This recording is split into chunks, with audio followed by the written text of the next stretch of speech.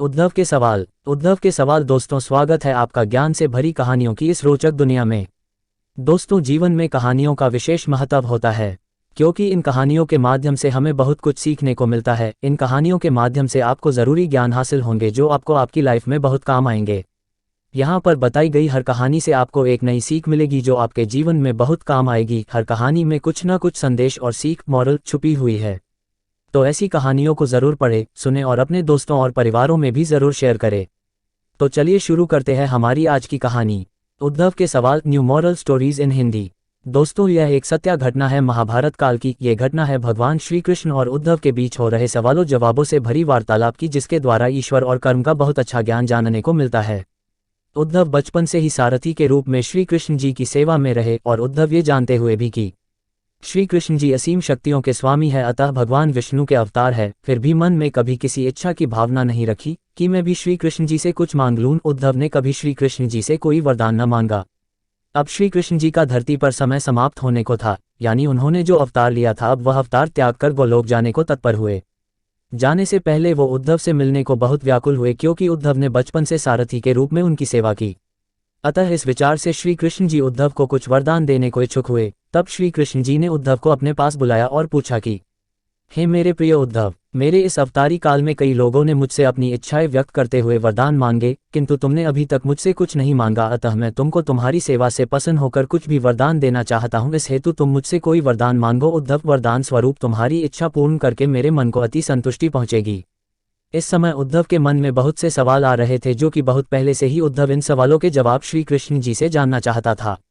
उद्धव के मन में भगवान श्री कृष्ण जी की लीलाओं को लेकर और महाभारत के संपूर्ण घटनाक्रम, कर्मकांड एवं दायित्वों को लेकर अनेकों सवालों की उलझन थी।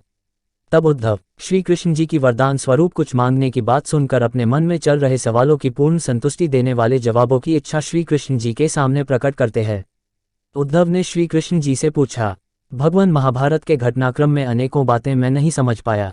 मैं उपदेशों और व्यक्तिगत जीवन के क्रियाओं को आपस में मिला नहीं पा रहा हूं, अतः मैं ये समझने में असमर्थ हूं कि आपके उपदेश और व्यक्तिगत जीवन आपस में मेल क्यों नहीं खाते। इन बातों को लेकर मेरे मन में बहुत सी शंकाएं जन्म लेती हैं। कृपया मुझे मेरे सवालों का संतुष्टिपूर्ण जवाब देकर मुझे इन सवालों के माया जाल से मुक्त करें। तब भगवान श्री कृष्ण जी बोले, उद्धव, मैंने कुरुक्षेत्र के युद्ध क्षेत्र में अर्जुन को जिन अध्यात्म बातों का ज्ञान दिया था वह भगवद गीता थी। आगे चलकर गीता के इसी ज्ञान से इंसान अपनी समस्त इच्छाओं को संतुष्ट कर पाएगा, अपनी समस्त परेशानियों के मूल कारण को समझ पाएगा और मोहमाया के बंधन से मुक्त होकर जीवन में परमानंद की प्राप्ति करेगा। और आज जो कुछ तुम जानना चाहते हो उसका मैं जो तुम्हें उत्तर दूंगा वह संसार में उद्धव गीता के रूप में जानी जाएगी। इसी महत्वाकांक्षा को देखते हुए मैंने तुम्हें मौका दिया है कि तुम सवाल पूछो और मैं उनका जवाब दूं, जो आगे चलकर समस्त प्राणियों के लिए एक जीवन मार्गदर्शन का काम करेगा।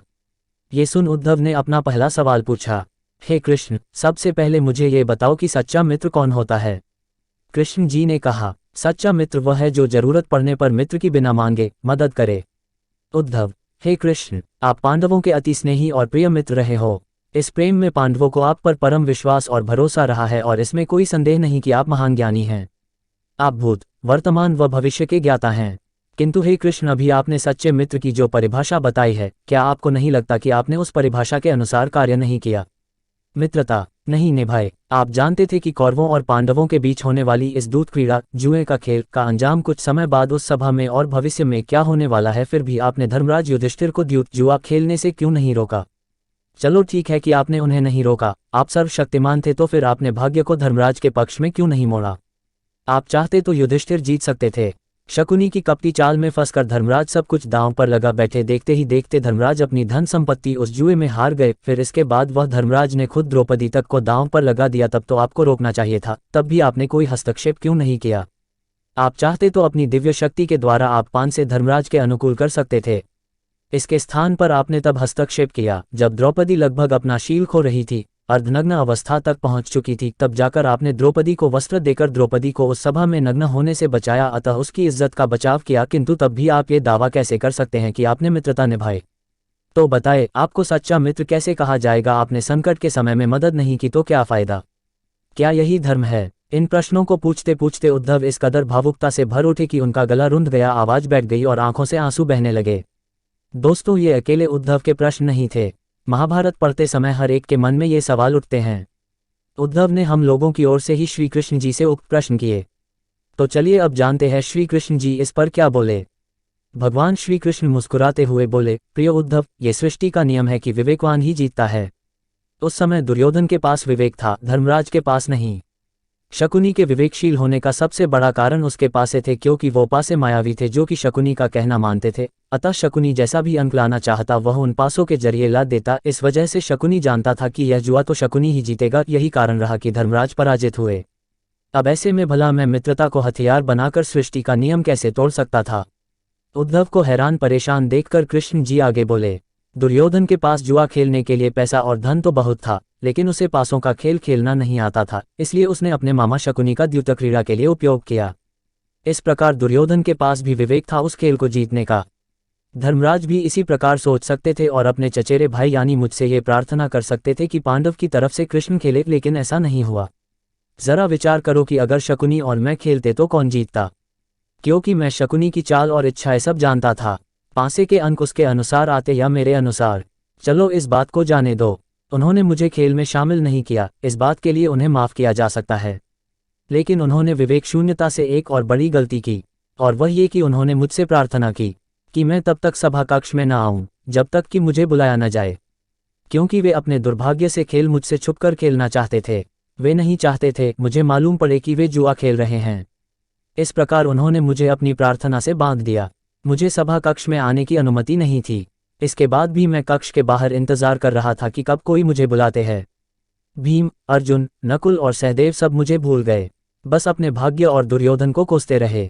अपने भाई के आदेश पर जब दुशासन द्रौपदी को बाल पकड़कर घसीटता हुआ सभा कक्ष में लाया, द्रौपदी अपनी सामर्थ्य के अनुसार जूझती रही। तब भी उसने मुझे नहीं पुकारा।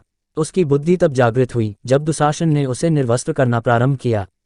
जब उसने स्वयं पर निर्भरता छोड़कर हरि हरि अभयम कृष्णा अभयम की गुहार लगाई, तब मुझे उसके शील की रक्षा का अवसर मिला। जैसे ही मुझे पुकारा गया, मैं अविलंब पहुंच गया। अब इस स्थिति में मेरी गलती बताओ। उद्धव ये सुन उद्धव बोले, कान्हा आपका स्पष्टीकरण प्रभावशाली अवश्य है, किंतु मुझे पूर्ण संतुष्टि नहीं हुई। क्या मैं एक और प्रश्न पूछ सकता हूँ? कृष्ण की अनुमति से उद्धव ने पूछा। इसका अर्थ ये हुआ कि आप तभी आओगे जब आपको बुलाया जाएगा। क्या संकट से घिरे अपने भक्त की मदद करने आप स्वतः नहीं आओगे? कृष्ण जी मुस्कुराए, उद्धव इस सृष्टि में हरेक का जीवन उसके स्वयं के कर्मफल के आधार पर संचालित होता है। न तो मैं इसे चलाता हूँ और न ही इसमें कोई हस्तक्षेप करता हूँ। मैं न तो किसी के द्वारा किए जा रहे कर्म में हस्तक्षेप करता हूँ और न ही उस कर्म से मिलने वाले परिणामों में। मैं केवल एक साक्षी हूँ। मैं सदैव तुम्हारे नज़दीक रहकर जो हो रहा है उसे देखता हूँ। मैं तुम्हारे भक्तिभाव और विश्वास को भी देखता हूँ। यही ईश्वर का धर्म है। उलाहना देते हुए उद्धव ने पूछा, वाह वाह, बहुत अच्छा कृष्ण। तो इसका अर्थ ये हुआ कि आप हमारे नज़दीक खड़े रहकर हमारे सभी दुष्कर्मों का निरीक्षण करते रहेंगे। हम पाप पर पाप करते रहेंगे और आप हमें साक्षी बनकर देखते रहेंगे। आप क्या चाहते हैं कि हम भूल करते रहें, पाप की गठरी बांधते रहें और उसका फल भुगतते रहें? तब कृष्ण जी बोले, उद्धव तुम शब्दों के गहरे अर्थ को समझो। जब तुम समझकर अनुभव कर लोगे कि मैं तुम्हारे नज़दीक साक्षी के रूप में हर पल हूँ, तो क्या तुम कुछ भी गलत या बुरा कर सकोगे? तुम निश्चित रूप से कुछ भी बुरा नहीं कर सकोगे। जब तुम ये भूल जाते हो और यह समझने लगते हो कि मुझसे छुपकर कुछ भी कर सकते हो, तभी तुम बुरे कर्मों की माया में फंसते हो। धर्मराज का अज्ञान ये था कि उसने माना कि मेरी जानकारी के बिना जुआ खेल सकता है। अगर उसने ये समझ लिया होता कि मैं प्रत्येक के साथ हर समय साक्षी रूप में उपस्थित हूं, तो क्या खेल का रूप कुछ और नहीं होता। जैसा कि मैंने पहले भी कहा कि मैं किसी के कर्मों में हस्तक्षेप नहीं करता। जो जैसा चल रहा चलता ही रहेगा, कर्मों का परिणाम तो भोगना ही पड़ेगा। उद्धव, चाहे वो अच्छा हो या बुरा, यदि किसी की भी मुझ पर सच्ची श्रद्धा, विश्वास और निष्ठा होती है तो वह बुरे कर्म कर ही नहीं सकता, कभी किसी का बुरा कर ही नहीं सकता, क्योंकि उसके दिमाग में हर पल ये रहेगा कि भगवान कण कण में है और मुझे देख रहे हैं। तो ऐसे भक्तों पर मेरी कृपा बरसती रहती है, मेरा आशीर्वाद बना रहता है। सदैव ऐसे लोगों की मैं रक्षा करता हूँ, उन्हें मुसीबत से बाहर निकालता हूँ। जब भी वो मुझे पुकारते हैं, मैं किसी न किसी रूप में जरूर उनकी मदद करता हूँ, उनके दुखों को हरता हूँ। भक्ति से अभिभूत उद्धव मंत्रमुग्ध हो गए और बोले, प्रभु कितना गहरा दर्शन है, कितना महान सत्य। प्रार्थना और पूजा पाठ से ईश्वर को अपनी मदद के लिए बुलाना तो महज हमारी परभावना है, मगर जैसे ही हम यह विश्वास करना शुरू करते हैं कि ईश्वर के बिना पत्ता भी नहीं हिलता, तब हमें साक्षी के रूप में उनकी उपस्थिति महसूस होने लगती है। गड़बड़ तब होती है जब हम इसे भूलकर दुनियादारी सांसारिक मोह माया में डूब जाते हैं। संपूर्ण श्रीमद् भागवत गीता में श्री कृष्ण ने अर्जुन को इसी जीवन दर्शन का ज्ञान दिया है। सारथी का अर्थ है मार्गदर्शक। अर्जुन के लिए सारथी बने श्री कृष्ण वस्तुतः उसके मार्गदर्शक थे।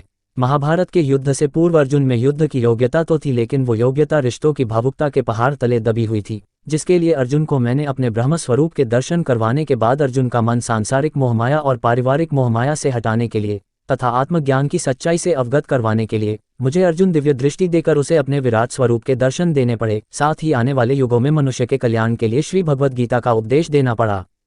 उद्धव जी श्री कृष्ण जी से यह पूछते हैं कि हे परम ज्ञाता कृष्ण, मेरे कुछ मित्र हैं जिनमें से मेरे साथ ऐसा हुआ कि मैंने उनसे जब कुछ मांगा है तो कई बार मुझे मेरी चीज़ उनसे न मिलने पर मैं उनसे नाराज या दुखी या क्रोधित क्यों हो जाता हूँ। ऐसे में उनके बारे दुश्मनी जैसे विचार मेरे मन में आने लग जाते हैं, जबकि दूसरी तरफ ऐसा जब मेरे परिवार में मेरे साथ होता है तब ऐसी कोई भावना मन में नहीं आती, जबकि प्यार मैं दोस्तों से भी उतना ही करता हूँ। मित्र भी मेरे बहुत अच्छे हैं और मुसीबत में साथ भी देते हैं, तो ऐसा क्यों?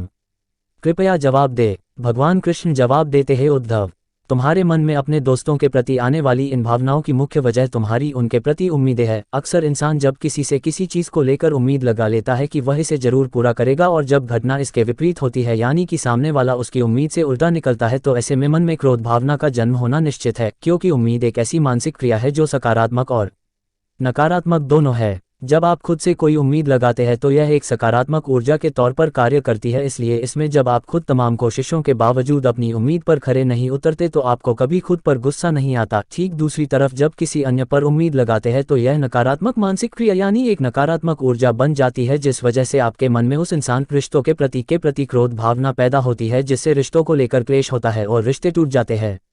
अब रही बात परिवार की, तो उस स्थिति में आप अपने परिवार के प्रति निस्वार्थ प्रेम की भावना के पवित्र बंधन में बंधे होते हैं। ऐसे में आप अपने परिवार से इतना प्रेम करते हैं कि उम्मीद पूरी न होने पर भी आप में परिवार के प्रति दुश्मनी भावना नहीं आएगी, बल्कि गुस्सा आएगा, जो कि कुछ समय के लिए ही होगा, क्योंकि इसमें परिवार के प्रति सकारात्मक ऊर्जा मन में उम्मीद पूरी न होने की नकारात्मक ऊर्जा को दबा देती है। यही कारण है कि परिवार के प्रति ऐसी भावना नहीं आती। यदि मित्रता की भावना भी ऐसे ही पारिवारिक प्रेम के प्रति अटूट और निस्वार्थ हो तो मन में किसी प्रकार की उम्मीद भावना आ ही नहीं सकती, और अगर आती भी है तो उसके पूर्ण न होने पर मन में रिश्तों को लेकर कोई गलत कलेश की भावना नहीं जन्म लेती।